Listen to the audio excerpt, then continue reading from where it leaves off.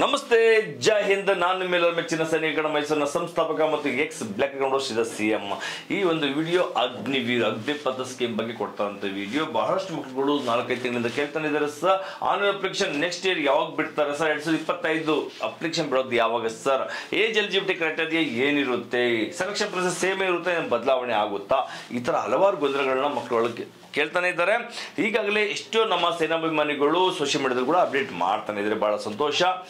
Agniveer application ಇದೇ ತಿಂಗಳು ಜನವರಿ end ಅಥವಾ February first week second week ಒಳಗಡೆ, ಮ್ಯಾಕ್ಸಿಮಮ್ ಫೆಬ್ರವರಿ ಸೆಕೆಂಡ್ ವೀಕ್ ಒಳಗಡೆ ಆನ್ಲೈನ್ ಅಪ್ಲಿಕೇಶನ್ ಬಿಡೋದು ಖಂಡಿತ ಸತ್ಯ. ಯಾಕೆಂದ್ರೆ ಮ್ಯಾಕ್ಸಿಮಮ್ ಏಪ್ರಿಲ್ ಎಂಡ್ ಅಥವಾ ಮೇ ಫಸ್ಟ್ ವೀಕ್ ಅಲ್ಲಿ ನಿಮಗೆ ರಿಟರ್ನ್ ಎಕ್ಸಾಮ್ ಆಗ್ಬಿಡುತ್ತೆ. ನೀವು ಆನ್ಲೈನ್ ಅಪ್ಲಿಕೇಶನ್ ಚೆಕ್ ಮಾಡ್ಕೊಳ್ತೀರಿ, ನಾವು ಕೂಡ ಅಪ್ಡೇಟ್ ಮಾಡ್ತೀವಿ. ಸರ್ ಹಾಗಾದ್ರೆ ಏಜ್ ಎಲಿಜಿಬಿಲಿಟಿ ಕ್ರೈಟೇರಿಯಾ ಏನು ಸರ್? ಸೇಮ್ ಮೊದಲಿತ್ತು ಅದೇನ 21 ನಿಲ್ಲಿಸ್ಬಿಡ್ತಾರಾ? ನಾವು ಕೂಡ ಬಹಳಷ್ಟು ಆಕ್ರೋಶದಿಂದ ಇದ್ವಿ. 23 ಗಂಟೆ ನಿಲ್ಲಿಸ್ಕೊಟ್ರೆ ನಮ್ಗೆ ಅನುಕೂಲ ಆಗುತ್ತೆ ಅಂತ ಕೇಳ್ಕೊಳ್ತಾ ಇದ್ವಿ. ಇದೇನಾದ್ರು ಬದಲಾವಣೆ ಆಗುತ್ತಾ? ಈಗಲೂ ಕೂಡ ಗ್ಯಾರಂಟಿ ಇಲ್ಲ. ಸತ್ಯ ಇದು. 21 ವರ್ಷ, ಅದು ಕೂಡ 6 ತಿಂಗಳು ಮುಂಚೆ. 20 ವರ್ಷ 6 ತಿಂಗಳು ಆಗಿದ್ರೆ ಮಾತ್ರ ಅದು ತಗೊಂತಾರೆ. 20 ವರ್ಷ 6 ತಿಂಗಳು ಮೇಲಾಗಿದ್ರು ತಗೊಳ್ಳಲ್ಲ ಅಂತ ಅರ್ಥ. ಅಕ್ಟೋಬರ್ ನಂತರ 2004 ಅಕ್ಟೋಬರ್ ನಂತರ ಜನಿಸಿರೋರ್ಗೆ ಮಾತ್ರ ಅವಕಾಶಗಳು ಸಿಗೋ ಚಾನ್ಸಸ್ ಜಾಸ್ತಿ ಇದೆ. ಅಕ್ಟೋಬರ್ ಮುಂಚೆ ಜನಿಸಿರೋರಿಗೆ ಇನ್ನೂ ಡೌಟ್ ಇದೆ, ಗ್ಯಾರಂಟಿ ಇಲ್ಲ. ಸರ್ ಎಷ್ಟೋ ಮಕ್ಕಳು ಕೇಳ್ತಾರೆ ಸರ್, ಟ್ರೇಡ್ಸ್ಗೆ, ಕ್ಲರ್ಕ್ಗೆ, ಟೆಕ್ನಿಕಲ್ಗೆ ಇಂಥವ್ರಿಗಾದ್ರೂ ಕೂಡ ಅವಕಾಶ ಕೊಟ್ರೆ 23 ವರ್ಷ, ನಾವು 2003 ಇಸ್ವಿಯವರು ಕೂಡ ನಾವು ಅದು ಜಾಯ್ನ್ ಆಗ್ಬಿಡ್ತೀವಲ್ಲ ಸರ್ ಅಂತ ಕೇಳ್ತಾ ಇದ್ರೆ, ಇದು ಇನ್ನೂ ಕೂಡ ಕನ್ಫರ್ಮ್ ಆಗಿಲ್ಲ. ಕನ್ಫರ್ಮ್ ಆಗಿದೆ ನಾನು ಹೇಳಕ್ಕೂ ಆಗಲ್ಲ. ಜಾಯಿನ್ ಇಂಡಿಯನ್ ಆರ್ಮಿ ವೆಬ್ಸೈಟ್ ಅಲ್ಲಿ ಯಾವುದೇ ರೀತಿ ಇನ್ನೂ ಕೂಡ ಮಾಹಿತಿ ಕೊಟ್ಟಿಲ್ಲ. ಕೊಟ್ಟರಂತದ್ದು ಮಾಹಿತಿ ಒಂದೇ, age eligibility criteria 17 to 21 age, ಅಂದ್ರೆ 17 ವರ್ಷ 6 ತಿಂಗಳ 21 ವರ್ಷ ಒಳಗಡೆ ಇರುವಂತ ಮಕ್ಕಳು ಮಾತ್ರ ಅವಕಾಶ ಇದೆ. ಇಷ್ಟೇ. ಅಂದ್ರೆ 6 ತಿಂಗಳ ಮುಂಚೆನೆ 17 ವರ್ಷದಲ್ಲೂ ಕೂಡ ಅಪ್ಲಿಕೇಶನ್ ಹಾಕೊಂಬೋದು. 6 ತಿಂಗಳ ಮುಂಚೆನೆ 17 ವರ್ಷ 6 ತಿಂಗಳು ಸೆಲೆಕ್ಷನ್ ಹೋಗ್ಬೋದು. ಮೊದಲನೇ ಬ್ಯಾಚಲ್ಲೇ ಹಲವಾರು ಮಕ್ಕಳು ಮೊದಲನೇ ಬ್ಯಾಚಲ್ಲೇ ಅಂದ್ರೆ 17 ವರ್ಷ 6 ತಿಂಗಳ ಸೆಲೆಕ್ಷನ್ ಹೋಗ್ಬಿಡ್ತಾರೆ. ಅವ್ರು ಗುಡ್ ಲಕ್ ಅಂತ ಹೇಳ್ಕೋಬಹುದು. 4 ವರ್ಷ ನಂತರ ವಾಪಸ್ ಬಂದ್ರೆ ಅಲ್ಲಿ 21 ವರ್ಷ 22 2ನೇ ವರ್ಷದಲ್ಲಿ ಹೆಂಗ್ ಹಾಗೆ ವಾಪಸ್ ಬಂದ್ಬಿಡ್ತಾರೆ. ತುಂಬಾ ಚಿಕ್ಕ ವಯಸ್ಸಿನಲ್ಲಿ ವಾಪಸ್ ಬಂದ್ಬಿಡ್ತಾರೆ. ಗೊತ್ತೇ ಆಗಲ್ಲ, ಹೋಗಿದ್ದು ಗೊತ್ತಿಲ್ಲ, ಬರೋದು ಗೊತ್ತಾಗೋದಿಲ್ಲ. ಇದು ಏಜ್ ಎಲಿಜಿಬಿಲಿಟಿ ಕ್ರೈಟೇರಿಯಾ ಏನಿದೆ ಇನ್ನೂ ಕನ್ಫರ್ಮ್ ಆಗಿಲ್ಲ. ಸೇಮ್ ಮೊದಲಿತ್ತು ಅದೇ ಇರ್ತದೆ. ಏನಾದ್ರು ಬದಲಾವಣೆ ಆದ್ರೆ ಈಗ ಆನ್ಲೈನ್ ಅಪ್ಲಿಕೇಶನ್ ಬಿಡುವಾಗ ಖಂಡಿತ ತಿಳಿಸ್ತಾನೆ. ಇದು ಸತ್ಯ. ಖಂಡಿತ ತಿಳಿಸ್ತಾನೆ. ಅದಕ್ಕೆ ಚಿಂತೆ ಮಾಡ್ಕೊಬಿಡಿ.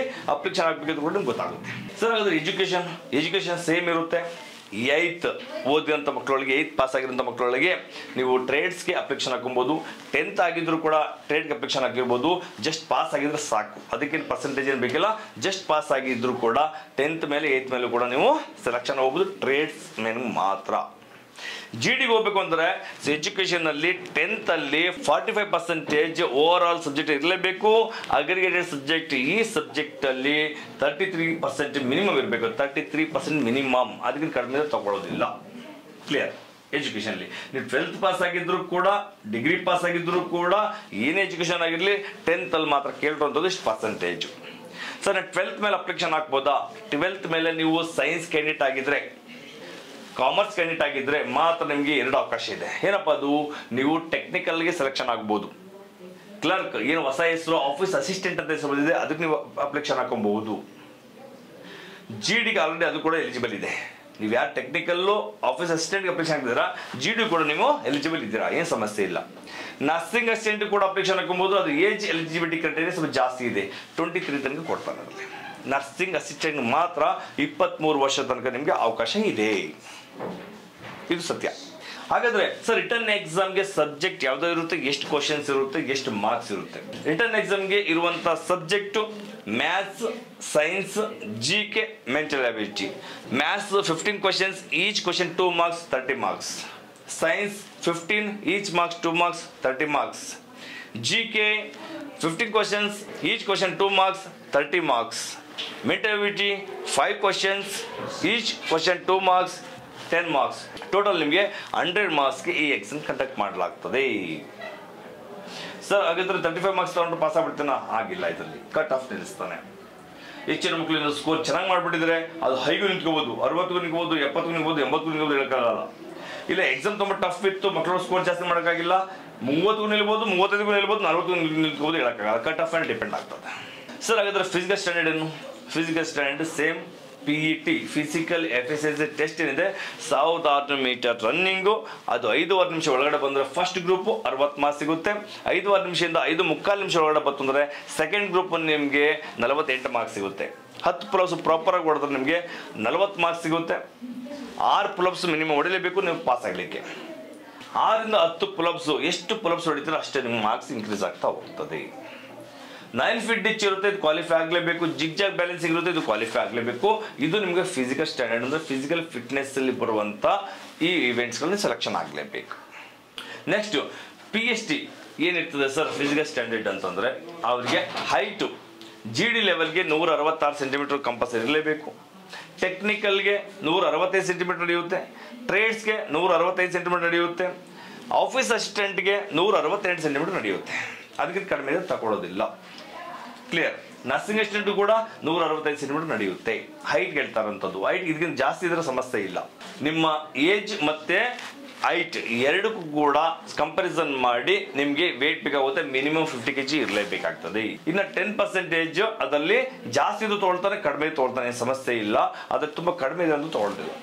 ಇದು clear. Sir chest 77 centimetre normal ಇದ್ದಾಗ ಇರಲೇಬೇಕು. ಕ್ಲಿಯರ್. ಚೆಸ್ಟ್ ಅಪ್ ಮಾಡಿದಾಗ, ಚೆಸ್ಟ್ ಎಕ್ಸ್ಪೆನ್ಷನ್ ಮಾಡಿದಾಗ 5 ಸೆಂಟಿಮೀಟರ್ ಮಿನಿಮಮ್ ನಿಮಗೆ ಎಕ್ಸ್ಪೆನ್ಷನ್ ಮಾಡಲೇಬೇಕಾಗುತ್ತೆ. ಅಲ್ಲಿ 82 ಆಗಲೇಬೇಕಾಗ್ತದೆ.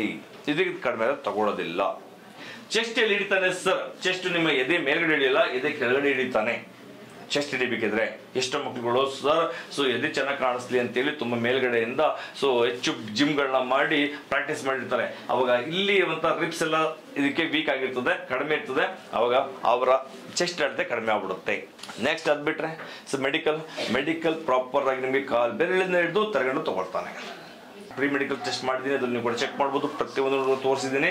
ಕಾಲ್ ಬೆರಳಿಂದ ಹಿಡಿದು ಪಾದದಿಂದ ಹಿಡಿದು ತಲೆ ತನಗಳು ಕೂಡ ಪೂರ್ತಿ ಚೆಕ್ ಮಾಡ್ತಾರೆ. ಏನೇನು ಆಗಲ್ಲ ತಗೊಳ್ಳಲ್ಲ, ಏನೇನು ಬೇಕು ತಗೊಳ್ತಾರೆ ಅಷ್ಟೇ. ಕ್ಲಿಯರ್. ಇನ್ನು ಡಾಕ್ಯುಮೆಂಟೇಶನ್ ಅಲ್ಲಂತೂ ಕ್ಲಿಯರ್ ಪಿಕ್ಚರು, ಡಾಕ್ಯುಮೆಂಟ್ಸ್ ಯಾವುದೇ ರೀತಿ ಅವರು ಕಾಂಪ್ರಮೈಸ್ ಆಗಲ್ಲ. ನಿಮ್ಗೆ ಬೇಕಿರುವಂಥದ್ದು ಒರಿಜಿನಲ್ ಮಾರ್ಕ್ಸ್ ಕಾರ್ಡ್ಸ್ ತಗೊಂಡು ಹೋಗ್ಲೇಬೇಕು. Domicile, income caste, study certificate, TC xerox, ಈಗ ಪಾಸ್ಪೋರ್ಟ್ ಸೈಜ್ ಫೋಟೋಸು, ಅದು ಕೂಡ ವೈಟ್ ಬ್ಯಾಕ್ ಗ್ರೌಂಡ್ ಇರಬೇಕು. ಇತ್ತೀಚೆಗಂತೂ ಆನ್ಲೈನ್ ಅಪ್ಲಿಕೇಶನ್ ಬಿಡಬೇಕಿದ್ರೆ ಫೋಟೋದಲ್ಲಿ ಕೆಳಗಡೆ ಹೆಸರು ಹಾಕಿ ಯಾವಾಗ ಫೋಟೋ ತೆಗೆಸಿದ್ದು ಅಂತಲೂ ಡೇಟ್ ಹಾಕಬೇಕಿದೆ. ಇದು ಕೂಡ ಕಂಪಲ್ಸರಿ ಮಾಡಿದ್ದಾರೆ. ಅದನ್ನು ಕೂಡ ನೀವು ನೆನಪಲ್ಲಿ ಇಟ್ಕೊಬೇಕಾಗ್ತದೆ. ಇದರ ಎಲ್ಲ ಡಾಕ್ಯುಮೆಂಟ್ಸ್ ನೀವು ಕ್ಲಿಯರ್ ತೊಗೊಂಡೋಗ್ಬೇಕಾಗ್ತದೆ. ಆ ಡಾಕ್ಯುಮೆಂಟ್ಸ್ ತೊಗೊಂಡು ಸಬ್ಮಿಟ್ ಮಾಡಿದ್ಮೇಲೆ ನೆಕ್ಸ್ಟ್ ನಿಮ್ಗೆ ಬರುವಂಥದ್ದು ಮೆರಿಟ್ ಲಿಸ್ಟ್ ಅಲ್ಲಿ ನಿಮ್ಮ ರಿಟರ್ನ್ ಎಕ್ಸಾಮ್, ಫಿಸಿಕಲ್ ಫಿಟ್ನೆಸ್, ಅದರಲ್ಲಿ PET physical efficiency test, PST, medical ಎಲ್ಲವನ್ನು ಕೂಡ ಗೂಡಿಸಿ ಅದರಲ್ಲಿ ಯಾರು ಹೆಚ್ಚಿನ ಸ್ಕೋರ್ ಮಾಡಿರ್ತಾರೋ ಅಂಥವ್ರಿಗೆ ಮೆರಿಟ್ ಲಿಸ್ಟ್ ಹೆಸರು ಬರುತ್ತೆ. ವಿಶೇಷವಾಗಿ ದಕ್ಷಿಣ ಭಾರತದಲ್ಲಿ ಕರ್ನಾಟಕ ವೇಕೆನ್ಸಿ ತುಂಬಾ ಕಡಿಮೆ ಇರುತ್ತೆ, ಕಾಂಪಿಟೇಷನ್ ಜಾಸ್ತಿ ಇರುತ್ತೆ. ಅದು ಸಹ ಪ್ರಿಪರೇಷನ್ ಕೂಡ ನೀವು ತುಂಬಾ ಚೆನ್ನಾಗಿ ಮಾಡ್ಕೋಬೇಕಾಗ್ತದೆ. ಈಗಲಿಂದ ಮಕ್ಕಳು ತಯಾರಾಗಲೇಬೇಕಾಗ್ತದೆ. ನಿಮ್ಮ ಸನಿಕಡ ಮೈಸೂರಿನಲ್ಲಿ ಈಗಾಗಲೇ SSC, GD, CA, PF central armed police ಫೋರ್ಸಸ್ಗೆ ರಿಟರ್ನ್ ಎಕ್ಸಾಮ್ಗೆ ತಯಾರಿ ನಡೀತಾ ಇದೆ. ಈಗಾಗಲೇ ಸಿಲೆಬಸ್ ಮುಗಿಯಕ್ಕೆ ಬಂದಿದೆ. ಇನ್ನು ಮುಂದಕ್ಕೆ ಮಾಡುವಂಥದ್ದು ಮಕ್ಕಳಿಗೆ ಎಕ್ಸಾಮ್ ಸ್ಕೋರ್ ಮಾಡೋದು ಹೇಗೆ, ಎಕ್ಸಾಮ್ ಸ್ಕೋರ್ ಮಾಡಲಿಕ್ಕೆ ಯಾವ ಥರ ಟ್ಯಾಕ್ಟಿಕ್ಸ್ಗಳನ್ನ ಉಪಯೋಗಿಸ್ಕೊಬೇಕಾಗ್ತದೆ, ಕಡಿಮೆ ಸಮಯದಲ್ಲಿ ಸ್ಕೋರ್ ಮಾಡೋದು ಹೇಗೆ ಅನ್ನೋದ್ರ ಬಗ್ಗೆ ಮಕ್ಕಳಿಗೆ ರಿವಿಷನ್ ಮಾಡಿಸೋದು, ಪ್ರೀವಿಯಸ್ ಕ್ವಶನ್ ಪೇಪರ್ನ ಸಾಲ್ವ್ ಮಾಡಿಸ್ಕೊಳ್ಳೋದು, ಟ್ರಿಕ್ಕಾಗಿ ಮಕ್ಕಳಿಗೆ ಪ್ರಾಬ್ಲಮ್ನ ಸಾಲ್ವ್ ಮಾಡಿಸೋದು, ಡೌಟ್ ಕ್ಲಿಯರ್ ಮಾಡ್ಕೊಡುವಂಥದ್ದು, 24/7 ಟೀಚರ್ಗಳ ಜೊತೆಗೆ ನಿಂತ್ಕೊಂಡು ಮಕ್ಕಳಿಗೆ ಹೇಳ್ಕೊಡುವಂಥ ಕೆಲಸನ ಮಾಡ್ತಾ ಇದ್ದಾರೆ. ಕೆಲವು 1 ತಿಂಗಳು ಕೂಡ ನೀವು ಬಂದು ನಮ್ಮ ಹತ್ರ ಜಾಯ್ನ್ ಆಗಿ ಈ ಒಂದು ಅವಕಾಶನ ಸದ್ಬಳಕೆ ಮಾಡ್ಕೊಬಹುದು. ತುಂಬ ಮಕ್ಕಳು ಕೇಳ್ತಾ ಇದ್ರು ಸರ್ ಯಾವಾಗ ಹೊಸ ಬ್ಯಾಚ್ ಶುರು ಮಾಡ್ತಾ ಇದ್ದಲ್ಲಿ, ಫೆಬ್ರವರಿ ಮೊದಲನೇ ವಾರದಲ್ಲಿ ಹೊಸ ಬ್ಯಾಚ್ ಶುರುವಾಗ್ತಾ ಇದೆ. ಅಗ್ನಿವೀರ್ಗೆ ವಿಶೇಷವಾಗಿ ಸ್ಪೆಷಲ್ ನಡೆಸ್ಕೊಡ್ತಾ ಇರೋಂಥದ್ದು. ಈಗ ಇರುವಂಥ ನಮ್ಮ ಹತ್ರ ಮಕ್ಕಳು ಫಿಸಿಕಲ್ ಫಿಟ್ನೆಸ್ ತಗೊಂತಿದ್ದಾರೆ. ಯಾರು? ಅಗ್ನಿವೀರ್ ಮಕ್ಕಳು ಫಿಸಿಕಲ್ ಫಿಟ್ನೆಸ್ 1 ಟೈಮ್ ಪ್ರಾಕ್ಟೀಸ್ ಮಾಡ್ತಿದ್ದಾರೆ, ಜೊತೆಗೆ ಎಕ್ಸಾಮ್ ಕೂಡ ಪ್ರಾಕ್ಟೀಸ್ ಮಾಡ್ತಾ ಇದ್ದಾರೆ. 1 ಟೈಮ್ ಫಿಸಿಕಲ್ ಮಾಡಿಸ್ತೀವಿ, ನೀವು ಪ್ರಾಕ್ಟೀಸ್ ಇರಲಿ ಅಂತೇಳಿ, ಮತ್ತೆ ರಿಟರ್ನ್ ಎಕ್ಸಾಮ್ಗೆ ಫುಲ್ ಟೈಮ್ ಪ್ರಾಕ್ಟೀಸ್ ಮಾಡಿಸ್ತೀವಿ. ಏನಕ್ಕೆ ಸರ್ ಫಿಸಿಕಲ್ ಅವಶ್ಯಕತೆ ಇಲ್ವಲ್ಲ ಈಗಲೇ ಅಂತಂದ್ರೆ, ನೀವು ನೋಡಿರ್ಬೋದು ಎಕ್ಸಾಮ್ ಲಾಸ್ಟ್ ಇಯರ್ಲಿ ಶಾರ್ಟ್ ಟೈಮಲ್ಲಿ ಅಂದರೆ 1.5 ತಿಂಗಳಲ್ಲೇ ಎಕ್ಸಾಮ್ ಡೇಟ್ ಅನೌನ್ಸ್ ಮಾಡಿಬಿಟ್ಟಿದ್ದ. ಫಿಸಿಕಲ್ ಕೂಡ ಬೆಂಗಳೂರು ಇರೋರಿಗೆ ಶಾರ್ಟ್ ಟೈಮಲ್ಲಿ ಅನೌನ್ಸ್ ಮಾಡಿಬಿಡ್ತಿದ್ದ. ಈ ಥರ ಆಗುವ ಕಾರಣ ಮಕ್ಕಳಿಗೆ ತಯಾರಿಗೆ ಬಹಳ ಕಷ್ಟ ಆಗ್ತದೆ. ಅದಕ್ಕೋಸ್ಕರ ನಾವು ಎರಡು ಕೂಡ ತಯಾರಿ ಮಾಡ್ತೀವಿ. ಆದರೆ ಮೇನ್ ಫೋಕಸ್ ಮಾಡೋಂಥದ್ದು ಯಾವ್ದು ಇಂಪಾರ್ಟೆಂಟ್ ಇದೆ, ಎಕ್ಸಾಮ್ ಇದ್ರೆ ಎಕ್ಸಾಮ್ಗೆ ಜಾಸ್ತಿ ಫೋಕಸ್ ಮಾಡ್ತೀವಿ, ಅದ್ರ ಫಿಸಿಕಲಿ ಸ್ವಲ್ಪ ಮಕ್ಕಳು ಪ್ರಾಕ್ಟೀಸ್ ಮಾಡಿಸ್ತಾ ಇರ್ತೀವಿ. ಯಾವಾಗ ಎಕ್ಸಾಮ್ ಹತ್ರ ಬರುತ್ತೆ 15 ಡೇಸ್ 1 ಮಂತ್, ಅವಾಗ ಕಂಪ್ಲೀಟ್ ಫಿಸಿಕಲ್ ಸ್ಟಾಪ್ ಮಾಡ್ತೀವಿ, ಕಂಪ್ಲೀಟ್ ಫೋಕಸ್ ಮಾಡೋಂಥದ್ದು ರಿಟರ್ನ್ ಎಕ್ಸಾಮ್ಗೆ. ಈ ಥರ ನಮ್ಮ ಸೈನಿಕರು ಮೈಸೂರು ತಯಾರು ಮಾಡ್ತಿರುವ ಕಾರಣ ಹೆಚ್ಚಿನ ಮಕ್ಕಳು ಸೆಲೆಕ್ಷನ್ ಆಗಿ ಭಾರತ ಬೇಸಿಗೆ ಸಲ್ಲಿಸ್ತಾ ಇದ್ದಾರೆ ಎಲ್ಲ ರಕ್ಷಣಾ ಪಡೆಯಲ್ಲಿ. ಅದು ಮಿಲಿಟರಿ ಆಗಿರ್ಬೋದು, ಪ್ಯಾರಾಮಿಲಿಟರಿ ಆಗಿರ್ಬೋದು, ಪೊಲೀಸ್ ಆಗಿರ್ಬೋದು, ಸೈನಿಕ್ ಸ್ಕೂಲ್, ರಾಷ್ಟ್ರೀಯ ಮಿಲಿಟರಿ ಸ್ಕೂಲ್, ನವೋದಯ, ಈ ಥರ ಎಲ್ಲ ಮಕ್ಕಳನ್ನು ತಯಾರಿ ಮಾಡ್ತಾರಿಂದ ಮಕ್ಕಳ ಉಜ್ವಲ ಭವಿಷ್ಯನ ರೂಪಿಸಲಿಕ್ಕೆ ನಮಗೆ ಅನುಕೂಲವಾಗಿದೆ. ಜೊತೆಗೆ ನಮ್ಮ ಸೈನಿಕರು ಮೈಸೂರಿನ ನ್ಯೂ ಕ್ಯಾಂಪಸ್ 10 ಎಕರೆಯ ಕ್ಯಾಂಪಸ್ ಇದೇ ಏಪ್ರಿಲ್ 2025 ಏಪ್ರಿಲ್ ತಿಂಗಳಲ್ಲಿ ಮಕ್ಕಳಿಗೆ ಎಲ್ಲಾ ರೀತಿಯ ವ್ಯವಸ್ಥೆಗಳು ತಯಾರಾಗ್ಬಿಡುತ್ತೆ. ಅಲ್ಲಿಗೆ ಮಕ್ಕಳೆಲ್ಲ ಶಿಫ್ಟ್ ಮಾಡ್ಕೊಳ್ತಾ ಇದ್ದೀವಿ. ಆ ಒಂದು ಸ್ಯಾಮ್ ಕ್ಯಾಂಪಸ್ ನಲ್ಲಿ ಸ್ಕೂಲು ಕಾಲೇಜ್ ಮಕ್ಕಳಿಗೆ 100 ಸೀಟ್ಗಳಿಗೆ ವ್ಯವಸ್ಥೆ ಮಾಡ್ಕೊಡ್ತಾ ಇದ್ದೀವಿ.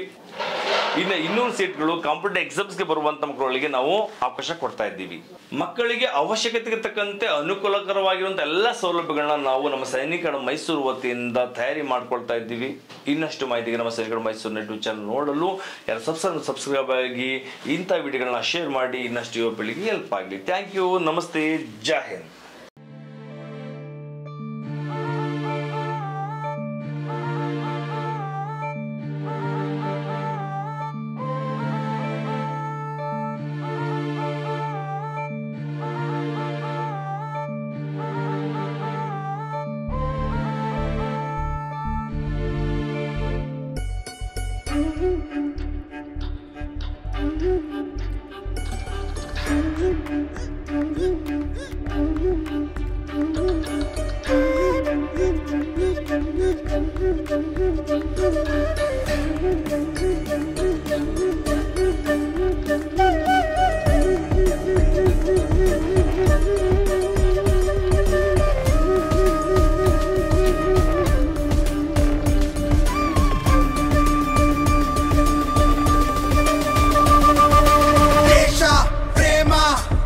ಶಾಂತಿ, ಕ್ರಾಂತಿ, ಸ್ನೇಹ ಮಂತ್ರ ಇದುವೇ ನಮ್ಮ ದೃಢ ಸಂಕೇತ. ಬೆಂಕಿ ಗೂಡ ಕೆಣಕ ಬ್ಯಾಡ ಜ್ವಾಲ ಮುಗಿಯೇ ನಾವು ಸ್ನೇಹಕ್ಕೂ ಬದ್ಧ ಸಮರಕ್ಕೂ ಸಿದ್ಧ.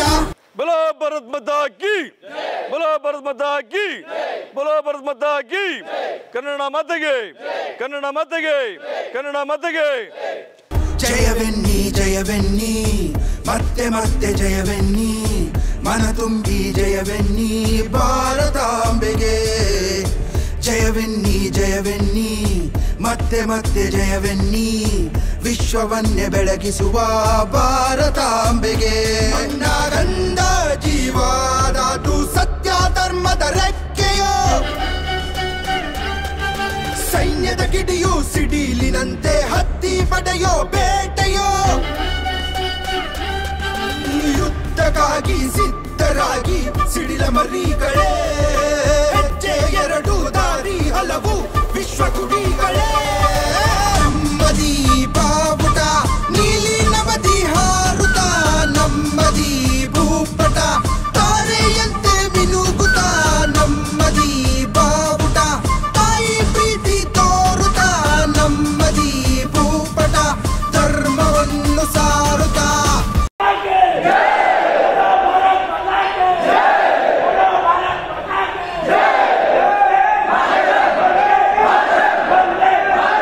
ಜಯವೆನ್ನಿ ಜಯವೆನ್ನಿ ಮತ್ತೆ ಮತ್ತೆ ಜಯವೆನ್ನಿ ಮನ ತುಂಬಿ ಜಯವೆನ್ನಿ ಭಾರತಾಂಬೆಗೆ. ಜಯವೆನ್ನಿ ಜಯವೆನ್ನಿ ಮತ್ತೆ ಮತ್ತೆ ಜಯವೆನ್ನಿ ವಿಶ್ವವನ್ನೇ ಬೆಳಗಿಸುವ ಭಾರತಾಂಬೆಗೆ.